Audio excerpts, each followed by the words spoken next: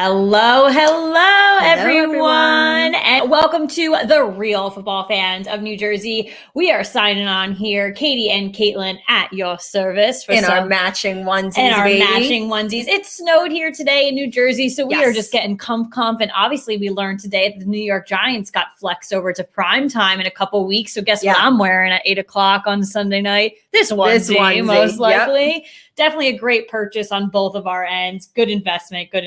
But thank you so much for joining us tonight. This is episode 138. Yes. Moving and grooving with these episodes. Yeah. Faux show. So tonight, obviously, we have all the footballs, all the housewives, all the wines for you, everything that you want jam-packed into one episode. So why don't we go ahead and get started? We did poll you guys this week. 2 football questions, 1 housewives questions. We asked you, with the remaining games left against Seattle, the Rams, Cleveland, and New England, will the Jets win a game?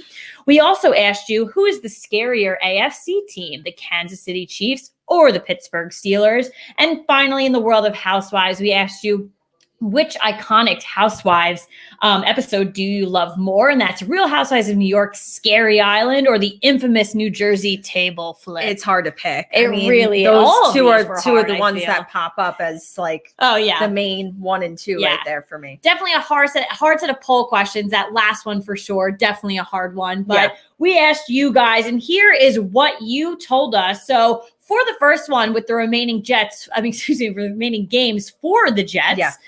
Seattle, Rams, and Cleveland, New England, are they going to win a game this season? So 80% of you, big majority, said no. Yeah.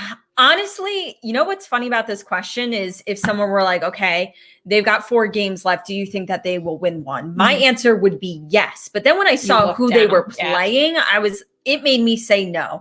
I mean, Seattle, that's a loss. Rams, that's a loss. Cleveland, that's a loss. I think the only one they could potentially get is New England because it's a division game. And you know how that goes. So I'm going to give them the Rams or New England on this one. And I said that, yes, they will win a game. Okay. And it really just comes down to the 2 of those teams. I think, from my mindset, it's very similar. We've been saying for a couple weeks that Pittsburgh's not going to go undefeated. We did find this past week that they are no longer undefeated. Right. And I do not think that the Jets will go 0-16. Yeah. It's really hard to go 0-16. It's really hard to go 16-0. It is hard to be that bad of a team. Call the Cleveland Browns. Ask them. If it happens, I am going to go with that New England game. Yeah.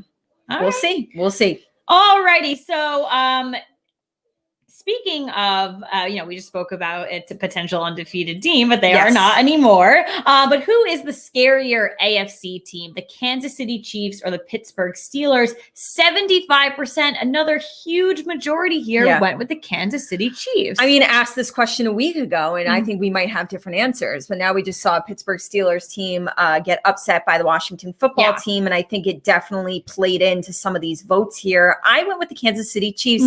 Because of the fact that before the season even started, they have been my pick to win the Super Bowl. And I feel like they're just the most.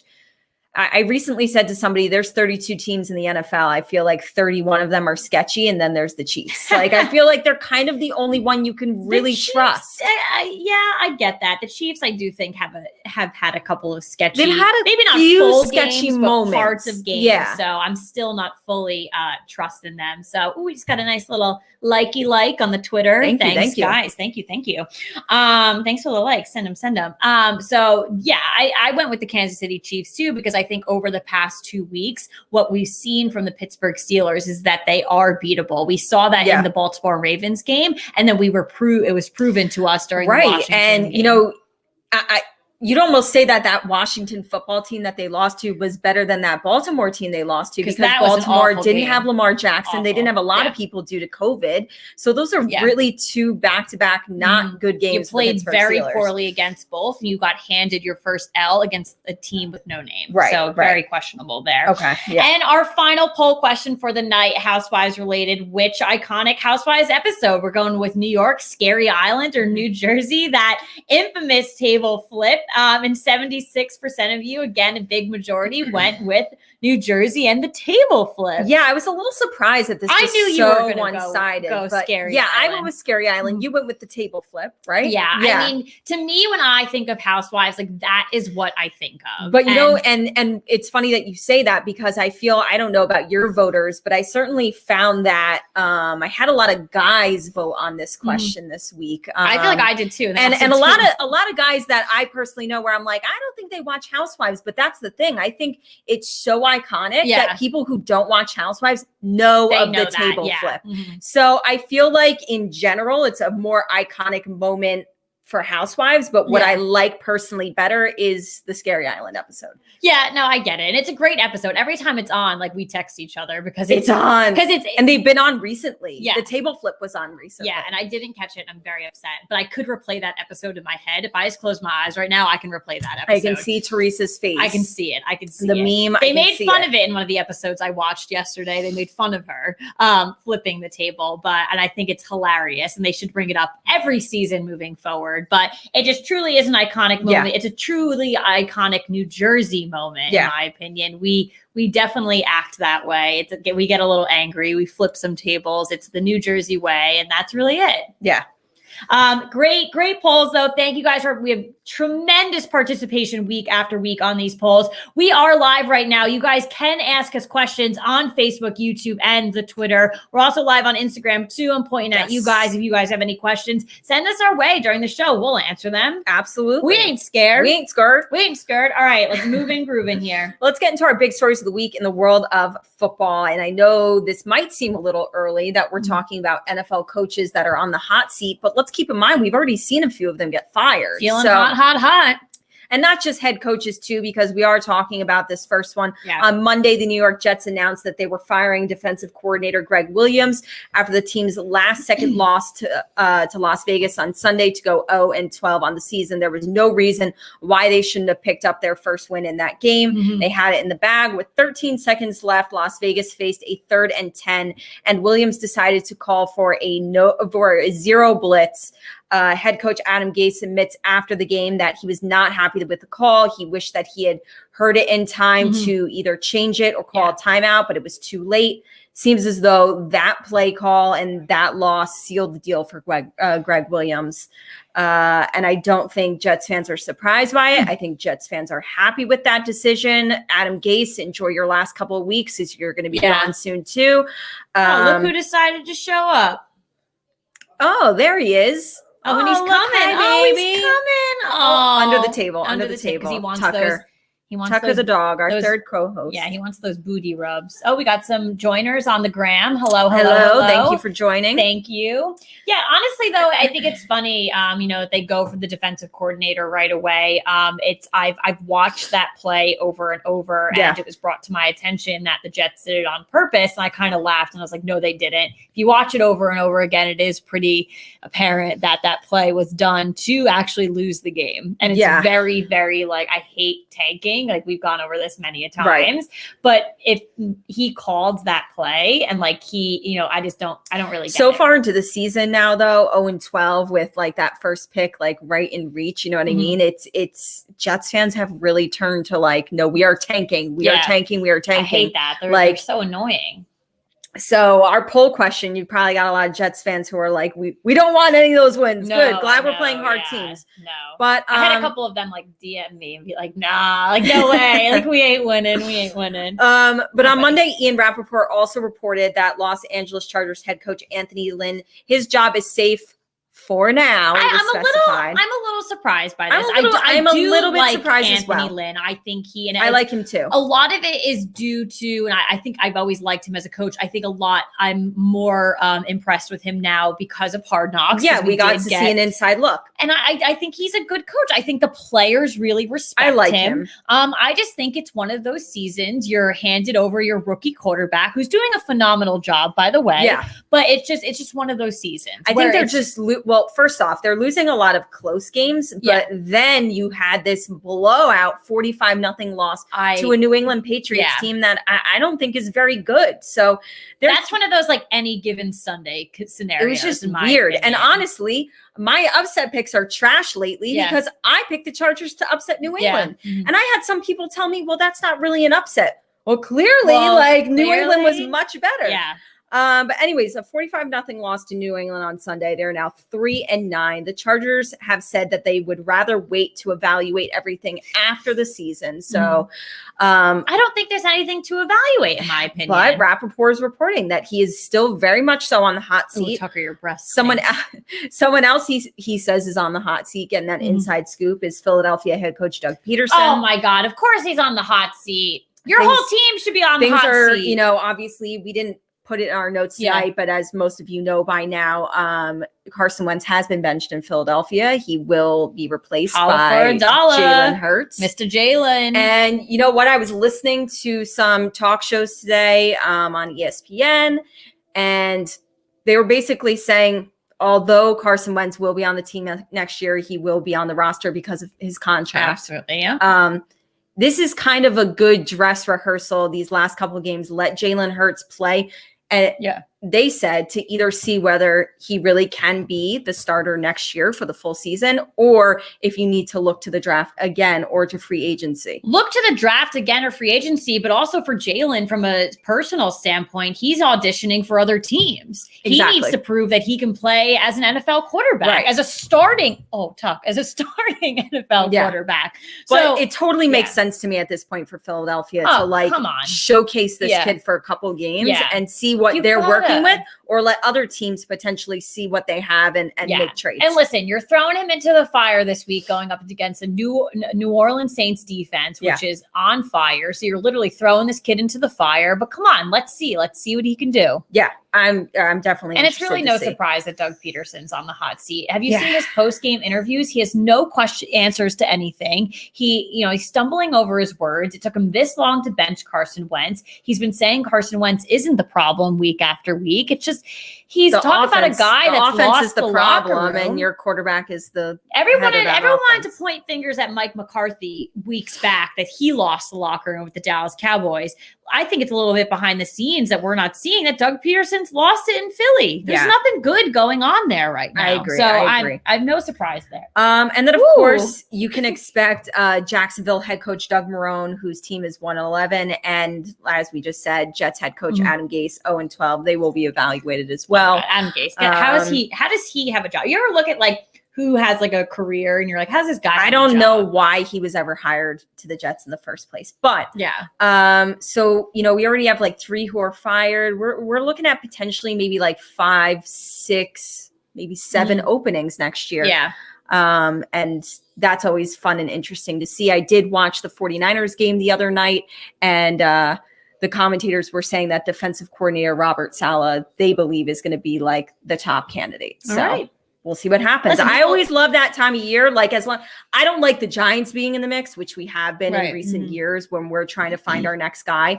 But that always makes for like fun stories and fun stuff to talk about. I've already heard people are interested in Jason Garrett. And it's like, whoa, we had him for 1 season. Pump the brakes. So I've heard a lot of backlash on Jason Garrett for him being an offensive coordinator. Apparently people want him back in the, head coach position. So I'll take him. I like what he's doing for us. So I'm fine with it.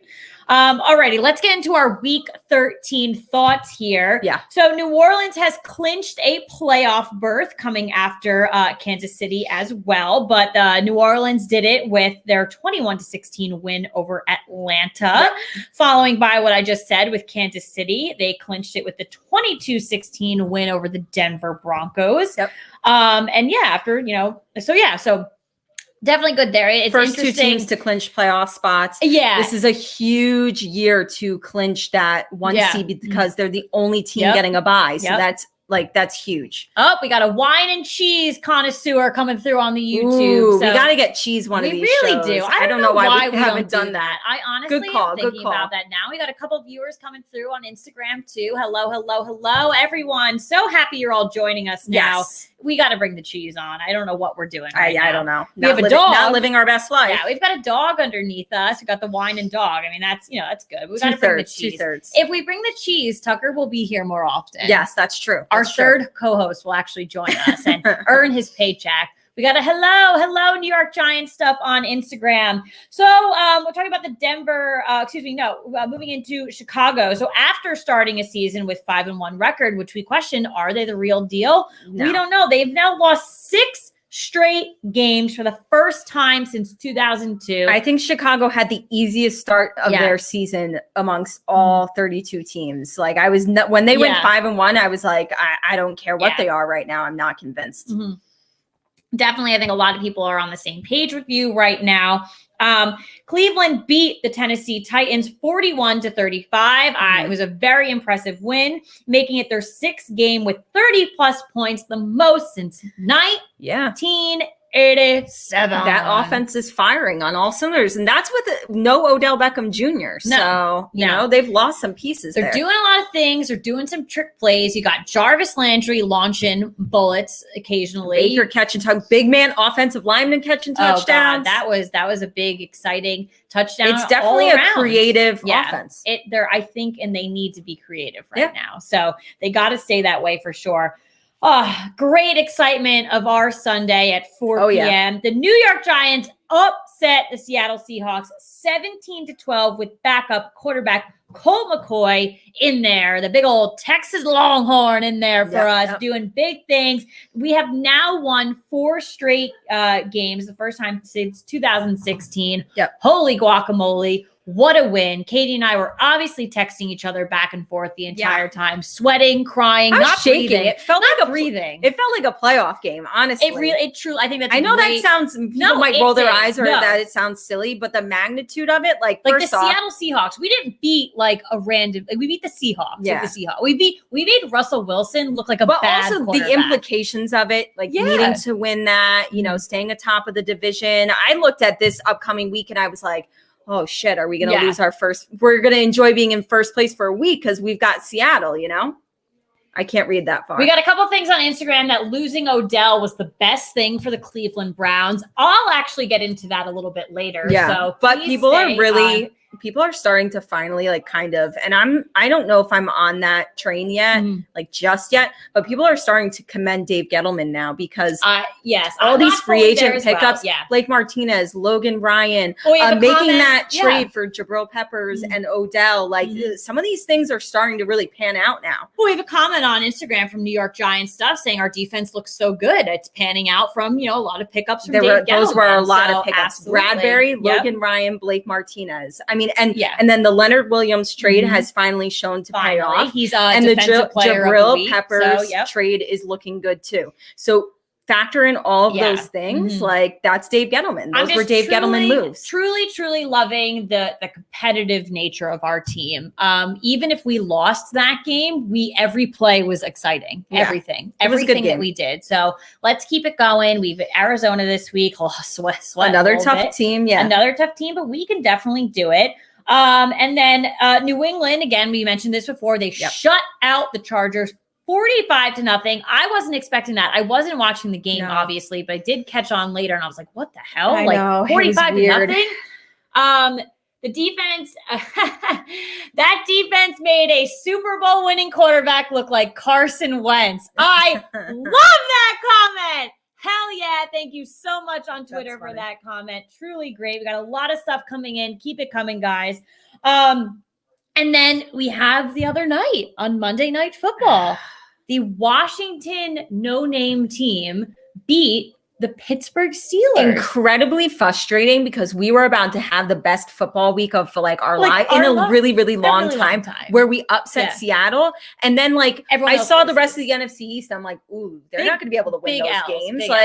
And of course, the one that I really didn't think would happen with, Washington beating Pittsburgh happened. So Honestly, though, we did talk about this before. I mean, we think Anthony Lynn is a good coach. We do have some comments on Instagram. They don't think he's a good coach. We do. We sincerely do. You know what? And what I have to say is about that too is why not just keep him for another season? Because I do feel like Justin Herbert's the answer at quarterback. Yeah. So let give him the off season. Maybe pick up a couple more pieces in the draft. Pick up some pieces in free agency, and let him actually work with this kid for like his sophomore season and see what they can do. Because I pick the Chargers a lot when we do our game picks. I'm putting that on screen because I just love it so I much. pick the Chargers a lot when we do our weekly picks. I believe in this team, and I think Anthony Lynn can lead them. Yeah. No, for sure. So that was it. Obviously, last night you did have the Ravens and the Cowboys. The Ravens did beat the Cowboys. Thank goodness. So I know, thank God. Yeah. Loving. I'm going to keep this. And Philly lost. Like we were happy. We were happy. Yeah. No, for sure. All right. Well, speaking of our weekly picks, let's get into week 14 picks plus one lock, one upset. We are on week 14. There are 16 weeks in the regular season. Holy crap. When did this happen? Get your notepads out, people. Get them down. Write them down. Let's kick it off. Caitlin, how about you go first and we'll see where we're at. All right. I don't think this is the same order that you have, so I'll apologize to begin with. So to start, I am going with the LA Rams, the Chicago Bears, Cincinnati, Green Bay, Miami, the New York Giants, the Minnesota Vikings, Carolina, Tennessee, the Colts, Seattle, New Orleans, the Chargers, San Francisco, Buffalo, and to wrap it up on Monday night, I have the Cleveland Browns over the Baltimore Ravens. Okay. My lock is the Tennessee Titans over the Jacksonville Jaguars. All right. And my upset is the Miami Dolphins over the Kansas City Chiefs. That would be a great win for Miami. I could see it. I wish we did have these in order because I feel like we have so many different here. And it was a fun week to pick. I couldn't count them on my fingers because we were all over the board, but I think we have a lot different. Yeah. But this week in week 14, I am going with New England, Tampa Bay, Arizona, Kansas City, Tennessee, Dallas, Houston, Denver, Seattle, the Colts, the 49ers, the Saints. I've taken the Chargers, Green Bay, Buffalo, and I am taking Baltimore. My lock is the Seattle Seahawks over the New York Jets. My upset is the New England Patriots over the Rams. So the reason why I didn't pick Seattle over the Jets as my lock, I think they have a lot of fire under their ass coming off the loss to the New York Giants, but 2 weeks in a row, the Eagles proved that the Seattle Seahawks were beatable. They gave them a really tough match, and then we obviously came out and beat them. I just can't imagine a world where they lose the Giants and the Jets in back-to-back All weeks. I have to say to that is that it's 2020. Anything can happen. I know. Anything can happen. But I like that I saw you had a tweet on your own page where it was like Justin Tucker missed a field goal. I did that. Like, oh my God, last night. I didn't watch. The commentators literally said they jinxed him. He's had 70 in a row from inside like 30 or 35 or whatever it was. Yeah. And then he missed. And I saw you tweeted it. It was like, the world is ending. The end is It's over. It's over. I honestly didn't watch much of the game last night because I went to bed early because I'm a grandmother. That was one of the things I did see though. And I was like, shook. He was shook. That's when I was like, if the Cowboys are really going to win this game, I'm going to freak the hell out. I won fantasy last night because he missed that. So thank you, Justin Tucker. I love Justin Tucker. I do too, but like I want some money. I want to win some dollars. All right. You know what I mean? Fair enough. Alrighty, let's get into our big stories of the week. For Housewives, don't you worry, we're coming back to football later on because Katie and I got some shit to get off our chest. So don't worry. Enjoy dinner. Who's having dinner? I can't read that. I have to go eat dinner. Okay, great. Have dinner. You can come back. We'll be here. You can turn us on. I'm a fast eater. I eat in like 5 seconds. You can turn us on while it's like dinner and a That's true. Dinner and a show. Dinner and a show. Fill up my glasses. So we are talking about Real Housewives of New Jersey, Kim D. Oh my God. Spilling the tea on a podcast episode. So former New Jersey friend. We're making that nobody's friend. No one's friend. Tucker's barking. Of course he is because he knows she's a B. was recently on Heather McDonald's Juicy Scoop podcast and spilled the tea on Melissa and Teresa's new boyfriend. So Kim claims Teresa found out that Bravo casted Melissa and cousin Kathy Wakili the night before they started filming for season 3, and she was mad. Listen, bitch, season 3 was how many years ago? Why are you talking about this? Why are you talking about this? So we do have a quote from her, but she says Melissa was the only cast on the show after she sent Bravo malicious tape slamming Teresa. I don't believe this. So here are the quotes for you. You guys can decide. Okay. So this is the Kim D quote on Teresa being pissy. Teresa did not know that they signed for that show until the night before the christening. The christening. Episode. Yeah. They told her, you're filming the christening and your brother and Kathy, Wakili signed. And I swear I was on the phone with Teresa until 1:30 in the morning. Teresa said, I don't even want to sign this. I don't even want to go. She was distraught. That's such BS. That was not, no. No. Is there a comment? People leaving when we talk about housewives. All right, that's okay. No, we don't require you to love both. No, it's okay. We just have this like extreme fetish with the two of them. So don't worry. We're going to get back to football later though. So eat your dinner and come back. Oh no, that wasn't the person I had to eat dinner. Sorry, but you can come back. And then here's about the tape. Melissa sent in a video to Bravo, and I heard from one of the producers. He told me that I had seen that video, I would have fell on the floor. It was directly to cut at Teresa. It was to come on and to go on the back door of Teresa. They were disgusted because Teresa didn't bring them in. There was animosity between them, and that's what got her on the show. Okay. Yeah. No. Did they like they didn't mesh the beginning? Yes, everyone knows that. Right. But if that was the case, they wouldn't have made it this far along. Maybe that's something that Teresa never found out about. Then maybe this was a secret tape. I don't know. I just can't.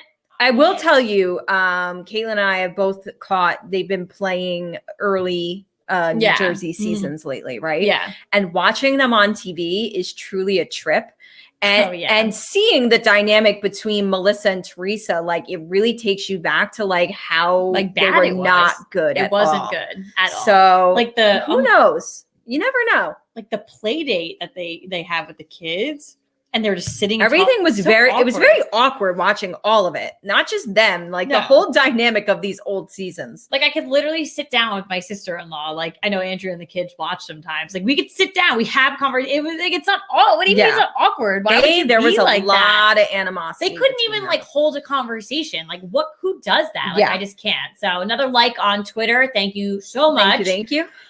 Keep them coming. And then too, so for the new mans for Teresa. Yeah. When asked if she was happy for Teresa to find a new normal man, Kim claims he's not normal and that she received a message from a very good friend of hers that one of her friends is also dating him and sent pics to prove it. But guess what? Show the receipts. We don't have any receipts. Show the receipts. It's 2020. There's receipts on everything.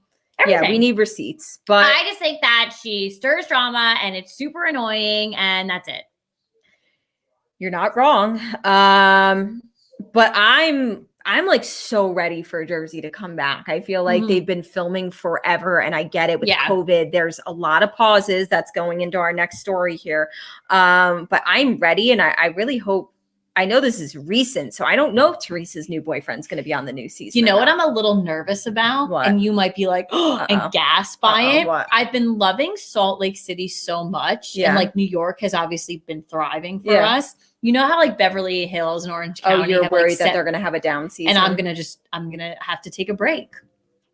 I don't feel that yet, but I mean, it could happen. We've seen it happen, like you said. So but even just the drama. Sometimes it's not even a down season. It's the drama that really there's no pisses story. me off. Sometimes there's no storylines. Yeah, and we've seen annoying storylines. Yeah, and apparently I think the Teresa Jackie feud comes back this season, and I'm just not here. I'm not here for that either. I agree with you. I agree with you. So I might be. It might be the thing. I don't know. Yeah. Small little story for our second story here, basically about Housewives production. Retweet. Bang, bang. Thank you. Loving this engagement, everybody. But yes, Housewives production COVID update. The Real Housewives of Beverly Hills has officially had production shut down as a result of COVID-19. This comes after Kyle revealed her and her daughter tested positive. Told you guys that last week. Garcelle also revealed that crew members of the show tested positive and that everyone is now in the middle of a 14-day quarantine.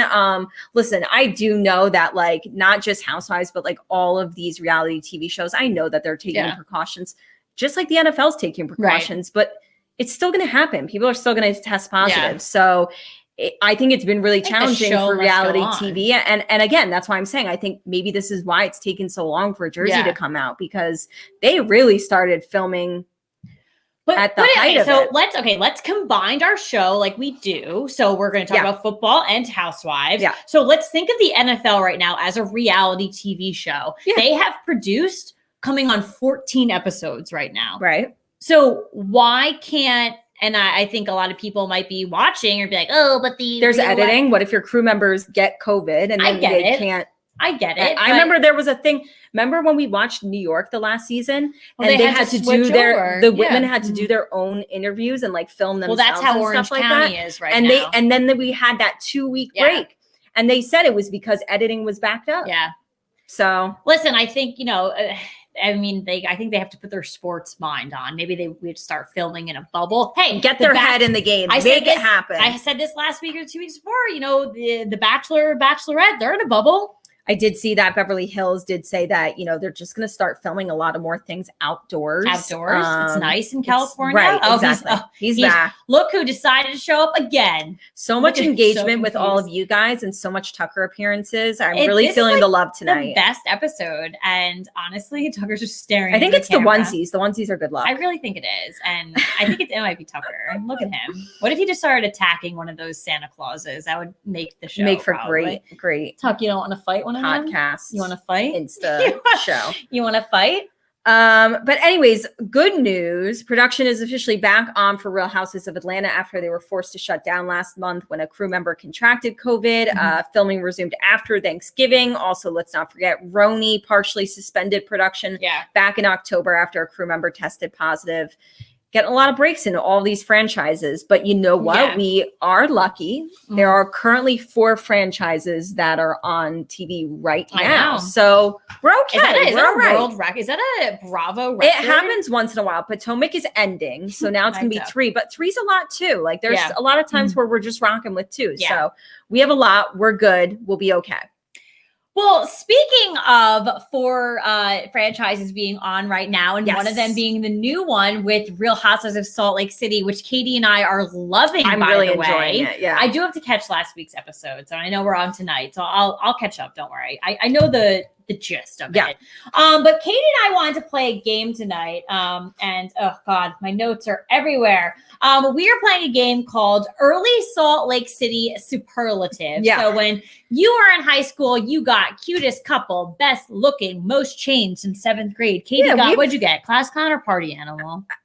I don't know. It was so long ago. I'm too old now. I didn't get any. No, but we've done this game before, done football superlatives, and it just felt like we're heading into episode 5, and now we're starting to form opinions about these women and about the show, and I just felt like this was a good time to play this game. I think you're great. So we have 8 different superlatives that we're going to talk about. So we'll just go through them one by one and which lady that we think is the best for them. So the first one, which housewife do you think is the best dressed?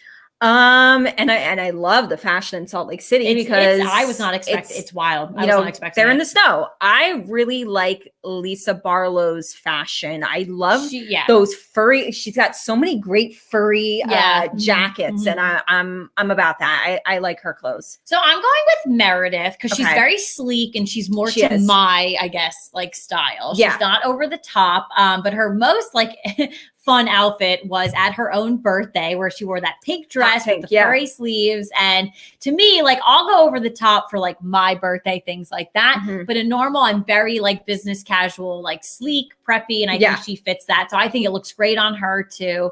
So I like her style for sure. Okay. So number 2, which housewife is your favorite so far?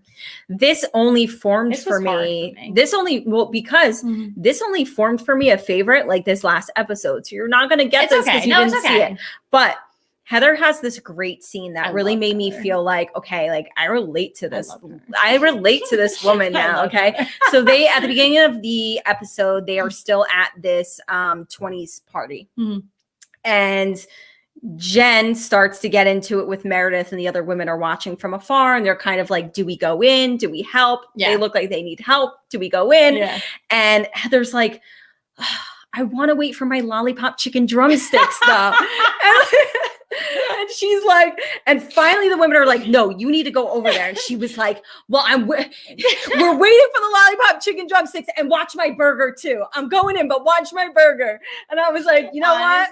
I love you. I think I'm just going to watch the on-demand. No, I don't think I can fast forward. It's in the beginning. It's in the beginning. It's in the first like 10 minutes. Because I just need to see that. That sounds And then it's really funny because Jen was very drunk. Yeah. And her husband ends up coming to pick her up. And Heather walks Jen out. She's like, come on, like I'll bring you out. And Heather's on the phone with Jen's husband.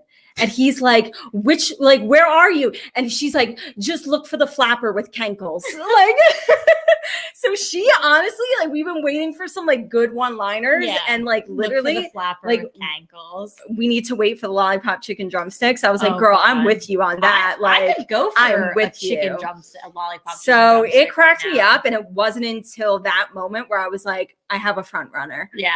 So I don't know. I have a 3-way tie. I really couldn't pick one. I know, and there's not that many women. I think the favorites are harder. So Heather is definitely she tops this list. Okay. She truly is. I've like connected with her from the beginning. You did say you liked her. She's sassy. Yeah. She's like this white girl rapping at parties. Like I just love. I think she's great. Yeah. She really fits her own her own world. I love it.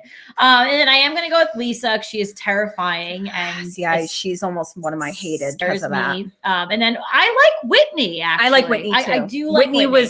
I think if I had not seen this last episode, I would have been like, well, Whitney's nice. Like, you know what I mean? I do like them. So it's a 3-way tie there, giving the upper hand to Heather. Yeah. So which housewife is your least favorite so far? I told Caitlin because I watched the last episode, obviously, before her. And I was like, are you watching? Did you watch it? And I was like, I told her, I was like, I know it's early and I didn't want to form such strong opinions. I was like, but I think I hate Jen. Like I really hate Jen. I don't hate her. I do think out of the women right now, she is my least favorite. I told Caitlin, like, watch the next episode and text me after the first 5 minutes and tell me what you think. Yeah, of her, because you'll be disgusted. Yeah, for sure. Which housewife has the best hair? You know what's so funny about this question? They all have completely different hair. They all which is like, I was like, oh, there's a lot of options to choose from.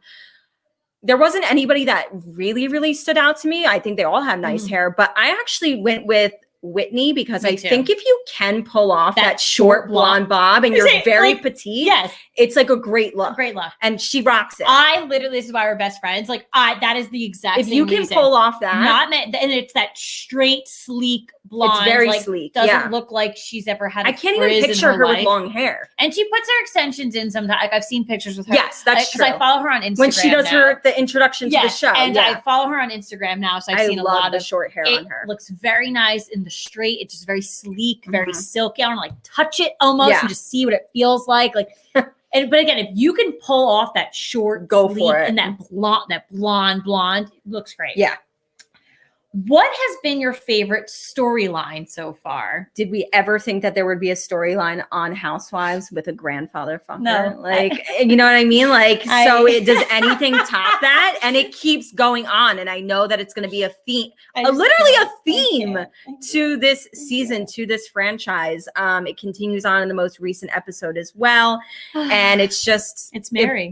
I picked Mary too. You know what? Mary alone could be like your favorite storyline. She is. I'll give you this piece of advice. Don't follow her on Instagram. You will, because I know she's the type of person you will unfollow in 5 seconds. Okay. I don't think she knows how to use Instagram. Like I want to know who her publicist is or if she has a social media manager. You just honestly, she's public. So I would just don't follow. See what we're working with. And you're going to die. Okay. I don't know what she's doing. She posts all this random stuff. Oh It doesn't God. make sense. The captions, like, I want to know if she's like mentally okay. She like, is a I cartoon don't know character to me. sometimes. Her faces, her facial expressions. Yeah. She's a trip. She truly is. But her whole storyline, like, you married your grandfather, like, I just can't. And sorry for everyone listening who's probably like, what? Step grandfather. If that makes a difference. I'm sorry. It's still It's definitely incestual. weird. Like, it still has to Yeah. be. It's still like borderline. Okay. Which housewife do you think would be the most fun to hang out with? Heather, hands down. Literally. Like, I'll call you up right now, girl. Like, let's hang out tomorrow. Which housewife do you think brings the least to the show? Okay, so as much as we said we liked her, I do feel like if I was going to have to pick somebody, because I do think they all bring something, but I would pick Whitney. Okay. She's very nice. Mhm. I almost picked Lisa because I feel like Lisa doesn't have storylines. But the reason that I didn't say Lisa is because she's so mean that you know she'll be involved with the drama. So I had the same mindset as you. She doesn't have storylines. That's why I picked her. So like, I know you need to keep her around because she's a bitch. Right. And she's going to put you in your place. Yeah. She's very terrifying. But she has no storyline. Nothing. We don't know anything. Like, her two sons, like, we hear them every 2 seconds, maybe. Like, that's too often. Really, we hear them every, like, I don't know. There's really nothing. You barely know anything we're about very her early into the husband. season, so I know eventually, like, we'll get somewhere. But right now, there's nothing to work with. Yeah, so I ended up going with Lisa. And then finally, which housewife has the best personality? I didn't want to constantly keep saying Heather, well, even though we said like she's fun to like would be fun to hang out with. I kind of like Meredith's personality because she so in this last episode, again, I'm referencing what you didn't see. Meredith was very much so in the first 5-10 minutes when she's arguing with Jen and Jen's mad at her because she's even spending any time with Mary. And she's like, how could you be my friend and hang out with Mary? And Meredith had a very like Katie moment where she was just like, your drama has nothing to do with me. And I'm friends with both of you and I'm not taking sides. Yeah. I felt like Meredith kind of like, I was like, oh, like that would be me. That would be a me response. And she was just like, you know what? I'm not even listening to this. I'm not even engaging with this. And I just feel like she's down to earth and I feel like she's real. I feel like she's not fake. I'm liking her so far. Yeah. I mean, I went with Heather. I think I'm going to keep it. If she fits the mold, then take it. I think that I just love her personality. She's very upfront. She's very comfortable with herself. I love that she called herself a flapper with cankles. She's clearly, hilarious. She's comfortable with whatnot. She's got a great storyline, being a Mormon, but not a perfect Mormon. And I don't know. I'm excited to see a little bit more from her. And definitely. I don't know what her love life is like, but I hope she. I know. Let's see her go out on some dates here. Yeah, I want to see some action there. All right, that was a great game. Again, I think we are both loving Salt Lake City. So I wonder if it'll turn in like a couple weeks. What we feel. I think this was also a phenomenal game to play and look back at our notes later on and be like, wow, like what were we thinking? What were we saying? Like, you know what I mean? Yeah. It's like when we pick before the football season even starts and we pick our playoff teams and stuff like that. And we're like, wow, well, that didn't pan out. Right. So didn't work. But we're loving it. And if you haven't caught it yet, we're still so early on, like binge those episodes and get up to date with it because I think it is a franchise that you don't want to miss. And we're certainly going to talk about it a lot on the show. For sure. All right. Well, it is the point in the night to get it off our chest. Positive, negative, housewives, football, life, wine, Christmas, snow, whatever you want to talk about. Caitlin, why don't you start? All right, let me take a sip. Yes, we will take some. Gargle a bit. Get a practice when you're getting off your chest because you're angry maybe sometimes. So mine definitely is like angry and it's a true get it off my chest. Like maybe I'll get like red in the face. Holy shit, Odell Beckham Jr., shut your mouth. Yeah. Zip it. We're done. We are over you. We broke up with you. Get over us. Just get over it. We're not going to follow each other on Instagram anymore. Like we're done. It's over. So recently Odell sat down with the All Things Covered podcast. To be honest, I'm not going to go into detail about it. I don't know much about the podcast. It is hosted by two guys. The article I printed out right now has their names covered up for some reason. I don't. Someone correct me on the Twitter who's followed. They probably know who it is. Whatever. So the All Things Covered podcast. I don't know. So basically, he's went on a rant, and of course, so he was positioned and he was asked questions. But if you listen to it carefully, he has had this monologue prepared for like years on end. He was like left the New York Giants. About it. And every night he wrote down in his diary why he hated the New York Giants. And it was like, all right, let me sit down with my agent and let me prepare this monologue. So or maybe he's been sitting down with his therapist since this whole time. And it was like his therapist handed over the Giants and was like, here's what I have for you so far. This is a prepared monologue. So whenever you are interviewed next, just let it go, baby. Yeah. Let it go. Like he's literally Elsa from Frozen. Like, let it go, Odell. So I'm just going to pull a couple of quotes here that it's truly frustrating because I feel like he was contradicting himself throughout the interview, but also trying to like give like a one up to the Giants. Like they're playing so great right now, but then shitting on the organization too. So I'm like, what are you trying to accomplish here? So just a couple of quotes. So he does call out Pat Shurmur, basically saying that he threw him under the bus and like betrayed him and all of this stuff. But it just felt like I was coming to the end of the road and I was pushing for something that wasn't tangible. And that was where it all went haywired. We got a new coach in there and I feel that's the situation. I can be honest and blah, blah, blah. And he just kind of goes on and on and on. I felt betrayed in a sense that this coach tried to turn me against my brothers. Okay. No, Pat Shurmur is no longer our coach. Yeah. I actually didn't mind Pat Shurmur. He was given a very, very broken organization, a very embarrassing kind of state of New York for what you wanted. And I know we moved on to Joe Judge and I'm very happy right now. Yeah. I think the Giants could have waited another season with him. I just think he was very bland. I feel like you didn't love him and you didn't hate him. I felt like he didn't add any fire to them. It wasn't like Ben McAdoo where if I saw him on the street, I'd punch him in the face. Yeah. If I saw Pat Shurmur, I'd shake his hands and thank him for his service to the New York Giants. Thank you. So it goes on that basically he was betrayed by Pat Shurmur and that it was all his fault that he is no longer with the New York Giants. He basically a head coach definitely doesn't make like those final decisions. And he doesn't he puts you against your brothers. So then he brings up the whole Eli Manning thing. And you don't talk about Eli. You know what I mean? I didn't hear. He said, I know I got a lot of shit when I talked bad on Eli, and I never once said a bad thing. If anything, I just speak the truth. Okay, the truth can be mean, so shut your mouth. The only thing I can look back on and be like, man, I regret saying that, is saying that he's not the same player. So he said that about Eli. Well, no shit. I think you changed for 16 seasons. Yeah. I think you go from a rookie to a 2 Super Bowl MVP to your 16th Usually season. A guy who's ending his career is ending it because he's not the same player he once was. And maybe he doesn't have like a really good line in front of him. So like, you're an idiot, Odell. Do you play the sport of football? Because we literally just proved your point wrong. So there you go. 2 girls. Have fun there. And then just like going on. So I will tell you where I ran into trouble. It was like when I felt we had the pieces. We know that Eli was a little older. Stop talking about him like that. I felt like they never put people around Eli. Of course they didn't. I've been here now. I've given you 2 seasons. I've shown you what I'm capable of. And so he's saying now that they didn't give Eli the weapons. Why didn't they give him? He had his worst year in the National Football League last year when he was playing with Baker Mayfield. I know. And I think this is very frustrating here. So he's saying that, then again, he goes a little bit further into, again, that they didn't build around Eli, but they also didn't build around him either. And that's, again, like, okay. So honestly, you don't build around a wide receiver. You build around a quarterback. That's it. So it comes around end and it just says, I never thought I would play for another team besides the Giants. I never wanted to win a championship for anybody more than the Giants, bro.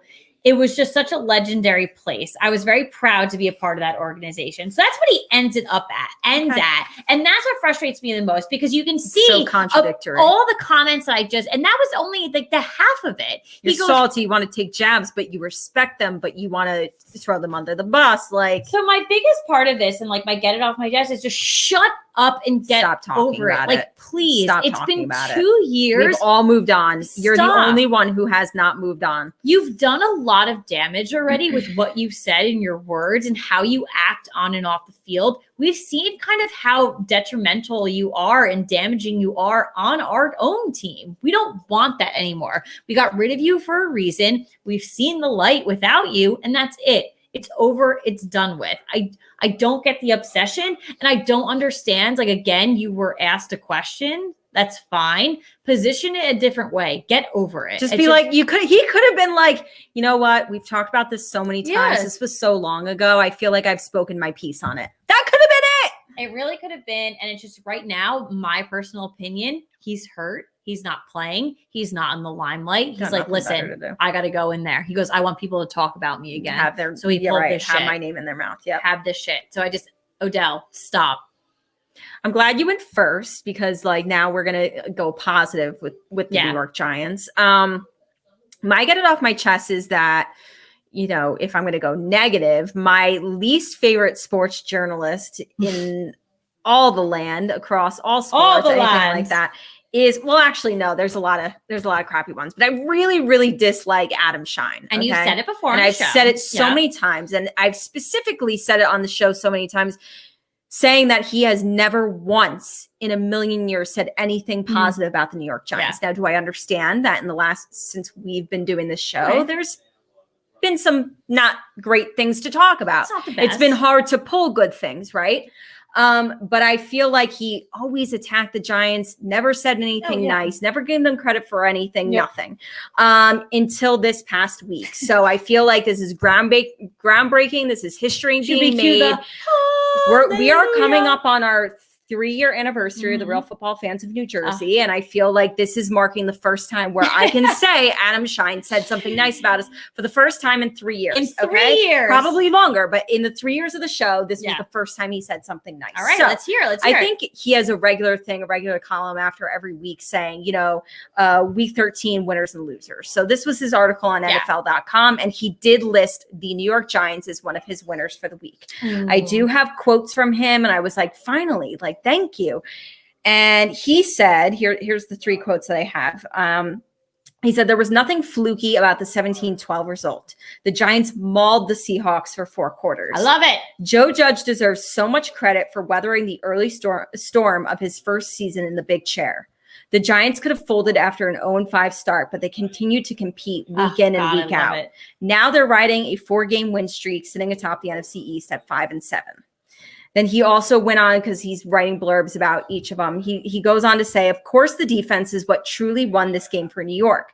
Coordinator Patrick Graham has done a brilliant job with this unit all season, with no opponent eclipsing 20 points during this 4-game win streak.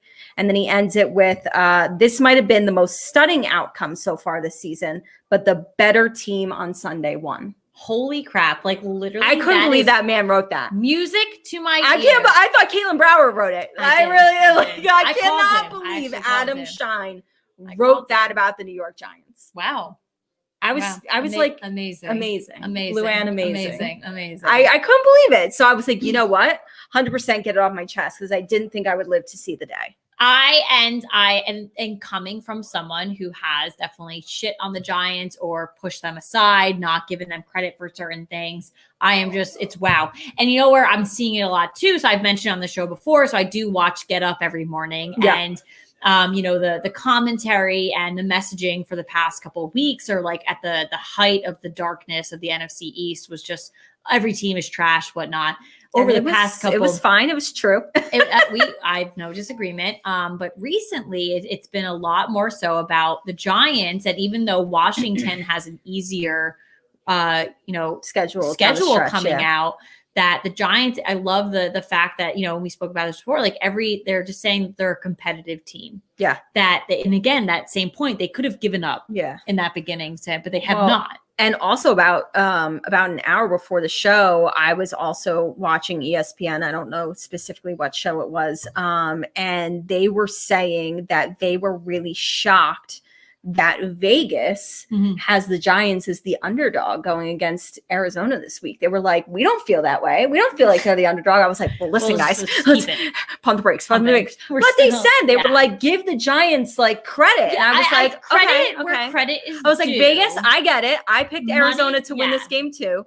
But when there's money involved, I think you need to still consider. But everybody really, has a feeling there's like respect there. And I've seen this not just on TV, but when I was making my picks, I always like to read what other people are picking. And a lot of people were saying, this is an Arizona Cardinals team that's trending down, and this is a Giants team that's trending up. Yeah. So you never know, but it's just nice.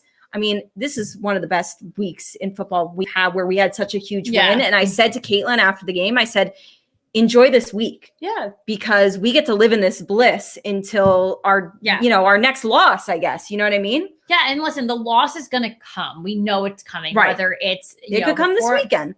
It could, and we could make the playoffs. It could be the first week of the playoffs. And it's just, I was like, live in this moment. Living it. And there's a lot to take away from this season that have been great. So I truly am. So that's a great write-up. You should get that printed out. And I know, right? Like frame it in my bedroom. Really? Read it every night. Never thought he'd say this. Never. Who knows, when we're celebrating our 4-year anniversary on the show, you can be like, fuck this guy. I hate him. Oh my God. 3 years. I can't even believe it. But all righty. Thank you guys so much for joining us again for another episode of the Real Football Fans of New Jersey. We did hint a little bit, but by the time our next episode is there, we will be doing this for 3 years. Unbelievable. Where's the time gone? I can't believe it's been 3 years. We might have done the first episode in these onesies.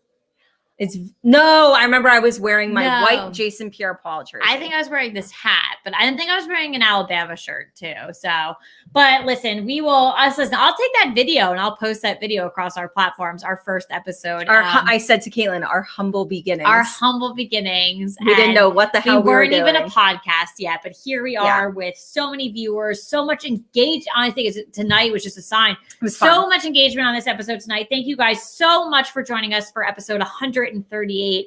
Let's keep it moving and grooving, but do not miss in the world of Housewives. We got double headers on 2 different days. We do. Orange County is on at 9 p.m. tonight. If you're watching us live right now, you can catch it. It's coming. It's coming. Real Housewives of Salt Lake City is on tonight at 10 p.m. Do not miss. Such a great series so far. Atlanta is on Sunday at 8 p.m.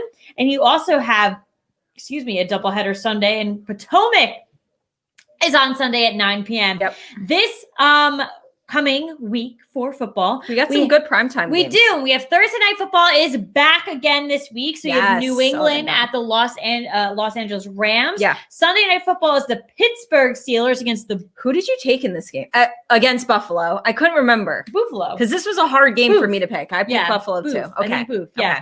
I actually thought this would be their first loss of the season. Washington just came out and you and I went split skis on this Monday Night Football game. And also we have Baltimore and Cleveland Monday Night Football. I went with Cleveland. Katie went with Baltimore. Because listen, Baltimore, I'm not. I know they're looking sketchy. And then also don't miss in the world of college football, you have the annual Army Navy game, which everyone loves. Great that they're playing it. Yes, a lot of games have been postponed. Yeah, so I'm happy they're able to get that off. It is Saturday, 3 p.m. Eastern. A traditional game. Yep. I've seen the jerseys; they look sick. They're always such an exciting game. No matter what the score is, whoever wins, truly an exciting matchup. So don't miss that. So thank you guys for joining us. Cheers. Another great episode. We will see you next time. Bye. 3 years, baby. Well, not yet. I'm saying when you see us next time. Bye-bye.